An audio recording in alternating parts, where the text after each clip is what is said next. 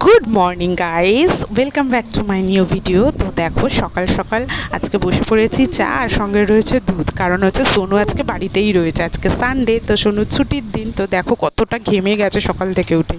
আর এবার ব্রেকফাস্টটা বানিয়ে ফেলি। তো চলো এখন বসিয়ে দিয়েছি পাস্তা বয়েল করতে, কারণ আজকে বানাবো একটু পাস্তা। অনেক দিন বাদে তোমাদের দাদা বললে একটু পাস্তা খাবে, তো সেই জন্যই পাস্তাটা বসিয়ে দিয়েছি। আর এখানে দেখো একটু ভেজিটেবলসও কেটে নিয়েছি।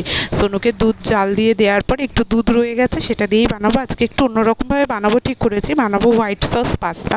তো কড়াই বসিয়ে দিয়েছি, আর এদিকে পাস্তাটাও বয়েল হয়ে গেছে। দেখছি কড়াইটাও গরম হয়ে গেছে। তো এর মধ্যে একটু বাটার দিয়ে দেবো, আর একটু একটু ঠিকঠাক পরিমাণে বাটারটা লাগে পাস্তাতে, তোমরা সবাই জানো। আজকে কিন্তু স্কিপ ডে, আজকে কিন্তু আমরা চিট ডে করছি, তো তাই জন্য একটু বাটারটা দিয়েই দিলাম। আর এটা বাটারটা ভালো করে মেল্ট হয়ে গেলে ওর মধ্যে আমরা দিয়ে দেবো একটুখানি ময়দা, দিয়ে ভালো করে সেটাকে ভালো করে মিশিয়ে নেবো বাটারের সাথে। তো এটা না আমি সেকেন্ড টাইম থার্ড টাইম বানাচ্ছি। তো আমার দিদি না আমার কাছে অনেক দিন ধরে খেতে চাইছিলো, কিন্তু কোনোভাবে সময় করেই উঠতে পারছিলাম না যে ওকে একটুখানি হোয়াইট সস পাস্তা করে দেবো। তো চলো আজকে একটু বেশি করেই বানাবো, আর ওকেও একটুখানি পাঠিয়ে দেবো। তো চলো 2 চামচ ময়দা দিয়ে দিয়েছি, দিয়ে ভালো করে এবার ময়দাটার সাথে বাটারটা ভালো করে মিশিয়ে নেবো, দিয়ে তারপরে দুধটা দিয়ে দেবো। এইভাবে আগে হোয়াইট সসটা বানাবো। তো চলো দেখা যাক কেমন হয়। মোটামুটি হোয়াইট সস পাস্তাটা একটু কমই বানাই আমি, তো আজকে মনে হলো যে না একটু অন্যরকম করে করব, তাই জন্যই আবার বানাচ্ছি। তোমরা কে কীভাবে পাস্তা করো আমাকে অবশ্যই পাস্তার রেসিপিটা কিন্তু শেয়ার করবে, আমিও তাহলে বিভিন্ন রকমভাবে ট্রাই করব। তো চলো এটা ভালো করে মিশিয়ে নিলাম, নিয়ে এর মধ্যে দিয়ে দেবো এবার একটু দুধটা দিয়ে ভালো করে মিশিয়ে নিতে হবে যাতে কোনো লাম্পস না থাকে। তো চলো ভালো করে মিশিয়ে নিই, তারপরে মিশিয়ে নিয়ে আবার ব্যাক করছি। তো তো ব্রেকফাস্টটা ঝটপট করে বানিয়ে ফেলতে হবে, কারণ দুপুরের আবার জানোই আজকে সানডে আর সোনুর চিকেন ডে, তো চিকেনটা অবশ্যই করতেই হবে। তো চলো ঝটপট করে আগে এটা করে ফেলি। তো ভালো করে এটাকে মিশিয়ে নিয়ে তার মধ্যে একটু চিজ দিয়ে দেবো। তো চলো ভালো করে মিশিয়ে নিয়েছি, অল্প অল্প করে দুধ দিয়ে মিশিয়েছি। দেখো তাও অল্প অল্প একটু রয়েছে না, মোটামুটি এখন ঠিকই। বলো এটা মোটামুটি নাড়াচাড়া করে হয়ে গেছে সসটা, আর এর মধ্যে একটু চিজও দিয়ে দেবো। তো এটা হয়ে যাওয়ার পরে ভেজিটেবলসের মধ্যে কেটেছি আমি গাজর, বিনস আর একটু পেঁয়াজ, আর কিছু কাটনি। একটু এর মধ্যে একটু রসুন দিতে হয়, তো আমি আজকে দেবো না, যেহেতু সকালবেলা খাচ্ছি তো একটু লাইট করেই করবো, যেহেতু সানডে।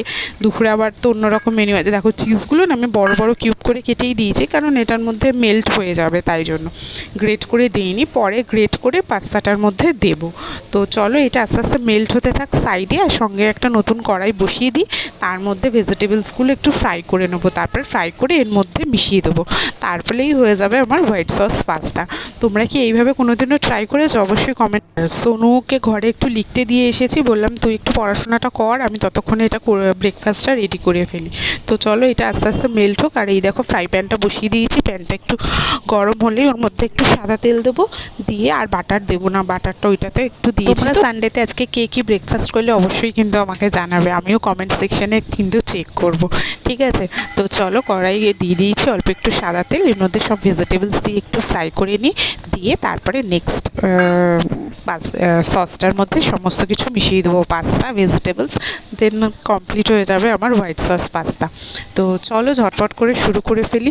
আমরা যখন ছোট ছিলাম তখন কিন্তু এইসব রেসিপি ছিল না, বলো। তখন সানডে মানে আমাদের বাড়িতে মেনলি রোজ হতো রুটি তরকারি, এরকম একটা ব্যাপার ছিল। আর সানডে হলে মানেই আমরা জানি এদিন চাউমিন ডে, তো এদিন আমাদের চাউমিন হবে, তো সেটাতেই আমরা খুশি হয়ে যেতাম। আর এখনকার বাচ্চাদের বলো কত রকম নতুন নতুন ব্রেকফাস্ট। তো চলো এই যে রেডি হয়ে গেছে আমার হোয়াইট সস পাস্তা। তো নিয়ে নিচ্ছি প্লেটের মধ্যে, আর সোনুকে ফার্স্ট দেবো, তারপরে দেখি কেমন হয়েছে, সোনু কি বলে। তো সসটা রেডি হয়ে গেছিলো, তো আমি কিন্তু ভেজিটেবলসগুলো ফ্রাই করে সসের মধ্যে দিয়ে দিলাম, তার পরে কিন্তু পাস্তাগুলো দিয়ে দিয়েছি, আর ওর মধ্যে একটু অরিগানো আর একটু চিলি ফ্লেক্স আর একটু চিজ দিয়ে দিয়েছি, ব্যাস রেডি হয়ে গেছে। তো আর এইটুকু, এটা কার জন্য তুলছি বলো তো? দিদির জন্য। তো আমাদের বলছিলাম যে দিদিকে আজকে একটু পাঠাবো, তো এটা দিদির জন্য তুলে রেডি করে রাখি। সোনুকে বলবো খেয়ে দিয়ে গিয়ে যেন একটু দিয়ে আসে। তো চলো খাওয়া দাওয়াটা সেরে ফেলি আর তোমাদের দাদাকেও দিয়ে ফেলি, ওরও খিদে পেয়ে গেছে বলছে অনেকক্ষণ ধরে। তো চলো দেখি সোনু খেয়ে কী বলে কেমন হয়েছে। আর এটা ওরই টিফিন বক্স, তো টিফিন বক্সটা কি খালি পাঠাবো, তাই জন্য ওর জন্য পাস্তাটা দিয়েই পাঠাবো। আর চলো দেখো সোনু বলছে মা ভালোই হয়েছে, এই যে দেখো দেখেছো। আর সোনু ভালো বলেছে মানে মনে হয় ভালোই হয়েছে। তোমরাও বাড়িতে অবশ্যই একটু ট্রাই করো, এই যে দাদারটা আর আমারটা। তো চলো একটু খাওয়া দাওয়া করি আর দেখি কেমন হয়েছে মুখে দিয়ে। না গো ভালোই হয়েছে, ভালোই রান্নাটা করেছি। তো চলো এবারে দুপুরে লাঞ্চের প্রিপারেশন শুরু করতে হবে। কড়াই বসিয়ে দিয়েছি আর এদিকেও দেখো দুটো কড়াই বসিয়ে দিয়েছি। এপাশে একটু শাক করবো, আজকে করবো একটু শাক। আর এই যে চিকেনটা দেখো ফ্রিজ দিয়ে বের করে দিয়ে রেখেছি, আর এই যে আদা রসুন পেস্ট আর এই কাঁচা আমটা রেখেছি, আম দিয়ে করব আমের টক। তো ভাত তো হয়ে গেছে আর এদিকে পেঁয়াজ আর আলুগুলোও কেটে ফেলেছি। আলু আর পেঁয়াজ দিয়ে একদম পাতলা করে কাঁচা লঙ্কা দিয়ে মাংসের ঝোলটা রান্না করব। রবিবারে দুপুরবেলা গরম গরম মাংসের ঝোলটা দিয়ে ভাত খেতে ভালোই লাগবে, আর সঙ্গে থাকবে একটু আমের টক।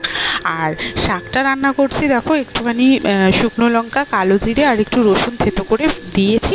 এটা ভালো করে একটু ভাজা ভাজা হলে তারপরে শাকটা দেবো। আমাদের বাড়িতে ন্যাচারালি মানে একদম রসুন দিয়েই শাকটা হয়, অনেকে আবার রসুনটা স্কিপ করে। তো এই দেখো শাকটার মধ্যে না অল্প একটুখানি জল দিয়েছিলাম যাতে ডাঁটা টাটাগুলো একটু ভালো করে সিদ্ধ হয়। আর এই যে আলুগুলো ভেজে তুলে ফেলেছি আর কড়াইয়ের মধ্যে আজকে একটু ফোড়ন দেবো। দেখো শুকনো লঙ্কা, তেজপাতা আর একটু কারি পাতা গাছ থেকে তুলে নিয়ে এসেছি। আমার যে গাছে কারি পাতা নতুন নতুন পাতাগুলো হয়েছে, তো আজকে ভাবছিলাম একটু কারি পাতা দিয়েই মাংসটা করবো, তাই জন্য কারি পাতা নিয়ে এসেছি। ভালো করে ধুয়ে দেখো তেলের মধ্যে ফোড়ন দিয়ে দিয়েছি। এরপর এর মধ্যে পেঁয়াজ দিয়ে দেবো, দিয়ে ভালো করে ফ্রাই করে নেব। আর মাংসটার বরফটাও এতক্ষণে ছিঁড়ে গেছে। তো চলো পেঁয়াজটা এবার আস্তে করে দিয়ে দিই। আর সোনু ওখানে একদম নিচে প্রচণ্ড বদমাইশি করছে সোনু। তো চলো সানডে তো একটা দিন ছুটি, জানো তো সোনুদের অনলাইন ক্লাস স্টার্ট হবে কালকে থেকে। ওদের উইকে 3 দিন অনলাইন হবে আর 2 দিন যেতে হবে স্কুলে। এত প্রচণ্ড গরমে তো অনেক জায়গায় তো অনেক স্কুল ছুটি দিয়েই দিয়েছে, কিন্তু ওদের পুরোপুরি এখনও ছুটি দেয়নি। তো কালকে থেকে আবার অনলাইন ক্লাস। তো চলো ভালো করে পেঁয়াজটা ফ্রাই করে নিই, ভালো করে ভাজা ভাজা করে নিই। তারপরে আদা রসুন পেস্ট আর রোজকার গুঁড়ো মশলা এগুলো সমস্ত কিছু দেবো। পেঁয়াজটা একটু নরম হয়ে যাক তারপরে। আর দেবো একটা টমেটো। তো এদিকে শাকটাও হয়ে গেছে, নামিয়ে ফেললাম।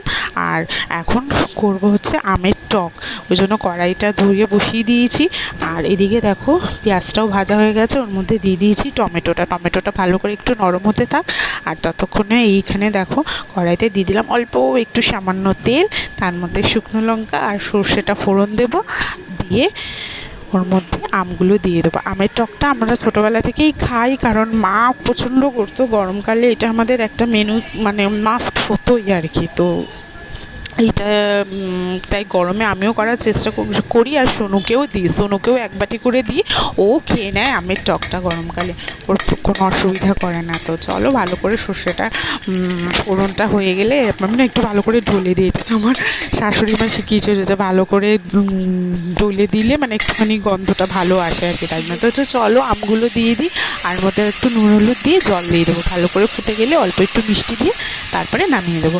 আর ওইদিকে টমেটোটাও নরম হয়ে গেছে, দিয়ে দেবো রোজকার গুঁড়ো মশলাগুলো। আর তোমরা সানডেতে আজকে কে কী মেনু খেলে এটা অবশ্যই কিন্তু কমেন্টে জানাবে। তো আর কার কেমন লাগলো আমার ভিডিওগুলো, কার কেমন লাগছে একটু কিন্তু তোমরা কমেন্টে জানাবে, ঠিক আছে? আর ভালো লাগলে একটা করে লাইক করে দেবে। আর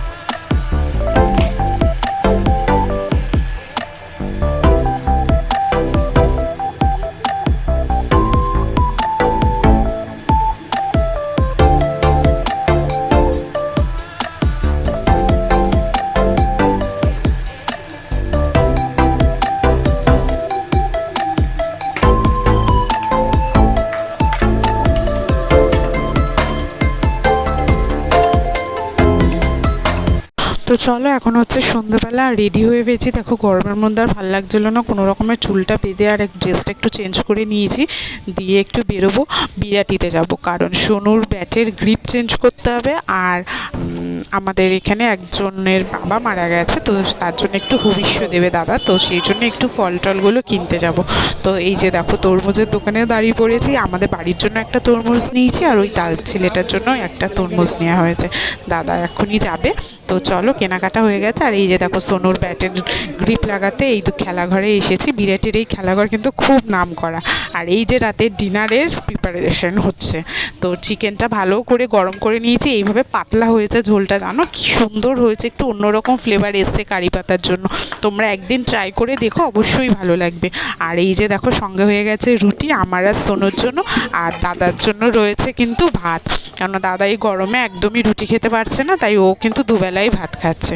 তো চলো রান্নাবান্না শেষ, রাতের ডিনারের প্রিপারেশনও রেডি। তো আজকের মতো ব্লগটা এখানেই এন্ড করছি। সবাই খুব ভালো থেকো, সুস্থ থেকো, দেখা হবে একটা নেক্সট ভিডিওতে।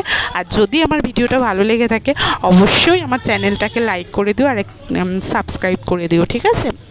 আর যদি পেজ থেকে দেখে থাকো তো অবশ্যই আমার পেজটাকে ফলো করে দিও, তো আমার নেক্সট ভিডিওগুলোর জন্য যাতে তোমরা দেখতে পারো। আর বাই, টাটা, দেখা হবে নতুন একটা ভিডিওতে। আজকের মতন এখানেই শেষ করছি। আর এদিকে আমার চিকেনও ফুটে গেছে, চলো গ্যাসটা বন্ধ করে দিই এবং চিকেনটা ঢেকে ফেলি।